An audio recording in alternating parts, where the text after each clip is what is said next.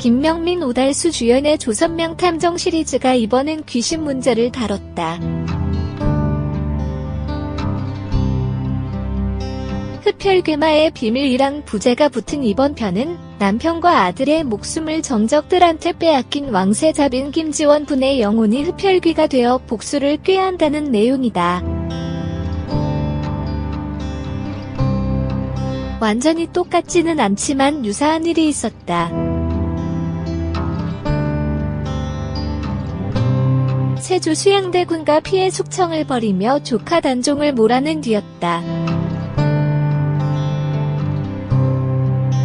세조의 꿈에 귀신이 나타났다. 단종의 어머니 현덕왕후 권씨였다.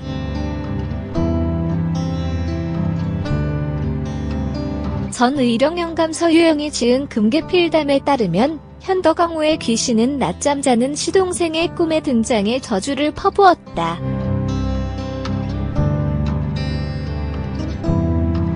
시숙은 왕위를 빼앗고 내 아들까지 죽였으니 나도 시숙의 아들을 죽이겠소? 세조가 자기 아들 단종을 죽였으니 자기도 세조의 장남인 의경세자덕종 주준를 죽이겠다는 저주였다. 조선 정기 관료인 이자의 음의 일기에 따르면 세조가 꿈을 꾼 해는 1457년이다. 단종이 왕위를 빼앗기고 상왕으로 물러난 지 2년 뒤였다.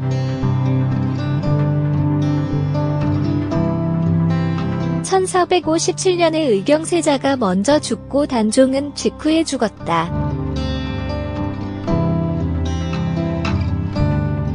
금계필담에서 현덕왕후의 귀신이 말한 바에 따르면 단종이 먼저 죽고 의경세자가 나중에 죽지만 실제로는 반대였다.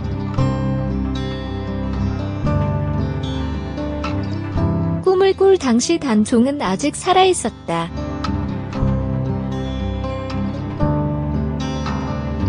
살해 위기에 처해 있었을 뿐이다. 세조의 꿈 이야기가 입으로 구전되는 과정에서 이 꿈 당시에 단종이 사망한 걸로 와전된 듯하다.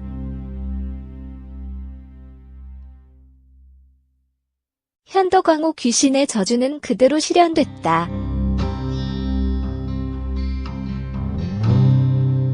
의경세자는 시름시름 앓다가 만 19세의 나이로 눈을 감았다. 세조가 꿈을 꾼 지 얼마 뒤였다. 왕실의 재앙은 이것으로 그치지 않았다. 의경세자가 죽은 뒤 형을 대신해 후계자가 된 예종은 왕이 된 지 2년 만에 세상을 떠났다. 예종 역시 20살로 죽었다. 조카를 죽이고 피해 숙청을 벌인 세조도 이렇게 단단히 벌을 받았다. 세조의 꿈에 나타난 귀신, 현실에서 이어진 고통. 세조는 또 다른 고통도 겪었다. 금계필담에 따르면 세조의 딸도 왕실 비극의 회의감을 느껴 궁궐을 떠나버렸다. 그 뒤 신분을 감추고 민가에 숨어 살았다.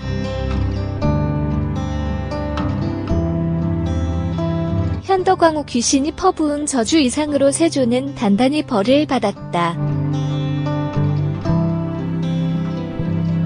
금계필담에서는 현덕왕후뿐 아니라 아들 단종의 귀신도 사람들 앞에 모습을 드러냈다고 말한다.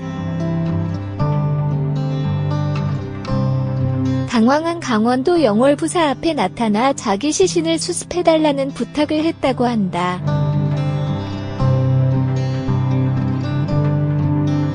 이렇게 두 모자가 한을 풀고자 귀신의 모습으로 등장해 사람들을 놀라게 했다는 게 금계필담의 이야기다.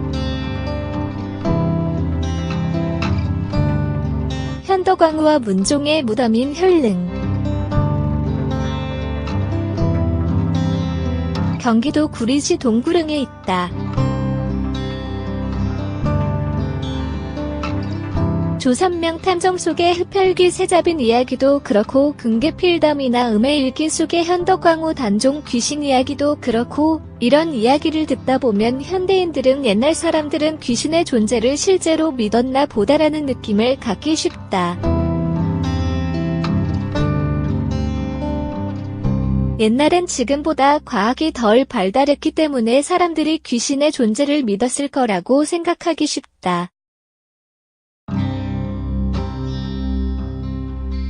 조선시대를 포함한 옛날 사람들이 덜 과학적이었던 것은 사실이다.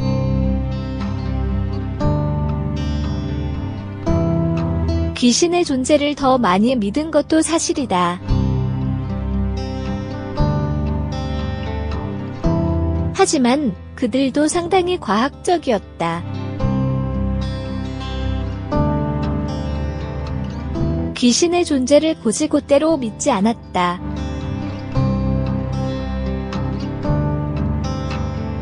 어느 시대건 간에 사람들은 눈에 보이지 않는 것은 의심하기 마련이다. 옛날 사람들도 합리적 사고를 하려고 노력했다는 점은 지식과 문화를 선도한 선비들의 사고방식에서 잘 드러난다. 사서오경 중 하나인 예기의 교특생편에서는 혼은 하늘로 돌아가고 백은 땅으로 돌아간다고 말했다. 죽으면 육신은 썩지만 영혼은 하늘로 올라간다고 말한 것이다. 이처럼 유교에서도 영혼과 귀신의 존재를 인정했다.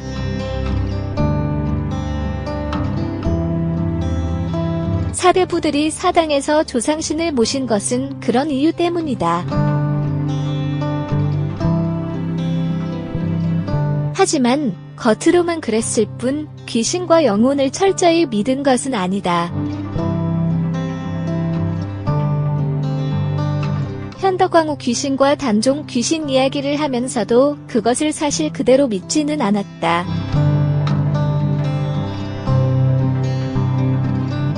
귀신과 영혼을 입에 담기는 하지만 실제로는 믿지 않는 사람들이 우리 시대에 많은 것과 마찬가지다.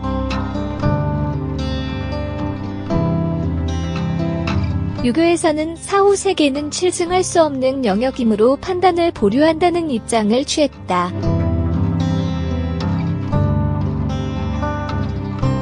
사람이 죽으면 영혼과 육체가 분리된다고 막연하게 생각하기는 했지만 구체적 판단은 보류했던 것이다.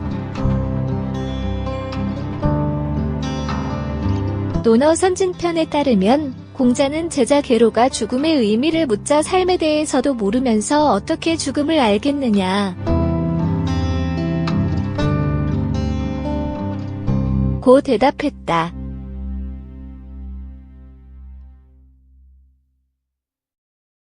사후세계를 부정한 것은 아니지만 정확한 실체를 알 수 없다는 이유로 유보적 입장을 취한 것이다.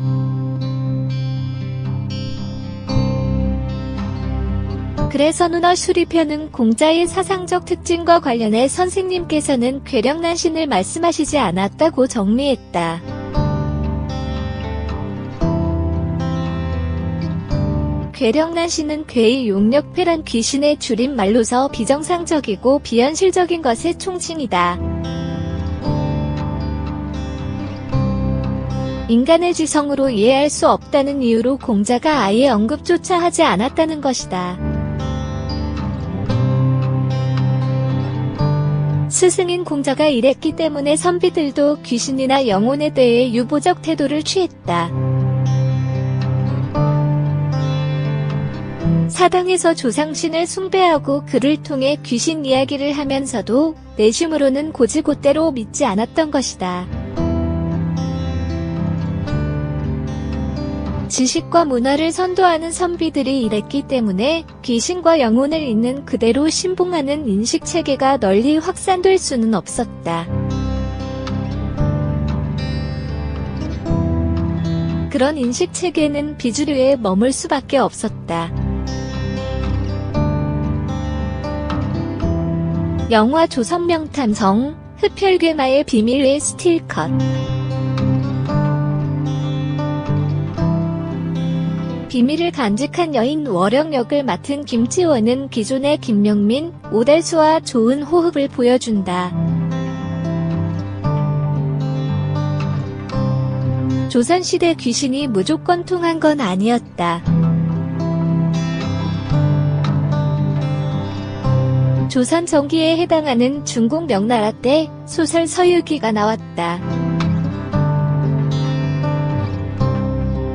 소설 속의 삼장법사는 승려들과의 토론에서 마음이 생기면 온갖 마귀도 생기고 마음이 사라지면 온갖 마귀도 사라지는 법이라고 말했다. 마귀나 귀신이 마음에서 생긴다고 말한 것이다. 소설은 시대 분위기를 반영한다. 귀신에 대한 이 시대의 인식 중 하나가 삼장법사의 입을 통해 소설에 표출됐다고 볼 수 있다. 이처럼 귀신에 대한 옛 사람들의 인식은 현대인들과 아주 크게 다르지 않았다. 귀신의 존재를 믿는 사람들이 오늘날보다 많았던 것은 사실이지만 그런 사람들은 지식이나 문화 방면에서 사회를 선도하는 입장에 있지 않았다. 사실 우리 시대의 각종 서적에도 귀신이나 영적 존재에 관한 이야기가 많이 나온다.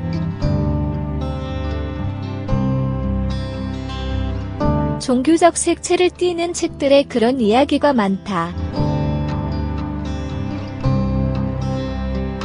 존경받는 직업군인 승려나 목사들의 입에서도 그런 이야기가 자연스레 나온다.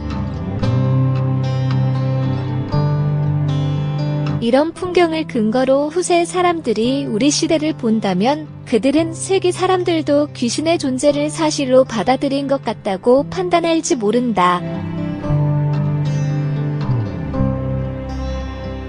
우리가 옛날 사람들은 귀신을 믿었다고 판단하는 것도 별반 다를 바 없다. 불과 100년 전까지만 해도 한국은 농업사회였다. 농업사회는 하늘과 땅의 과학적 이치에 민감하다. 자연 법칙을 모르면 농사를 잘할 수 없다. 그렇기 때문에 자연 법칙에 어긋나는 관념은 농민들한테 잘 받아들여지지 않는다.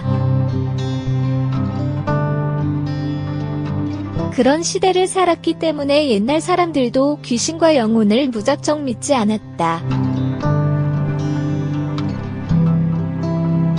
그들도 현대인들만큼이나 그것을 의심했다. 영화에서 나오는 것처럼 옛날 사람들이라고 해서 비과학적 인식에 빠져 살았던 것은 결코 아니다.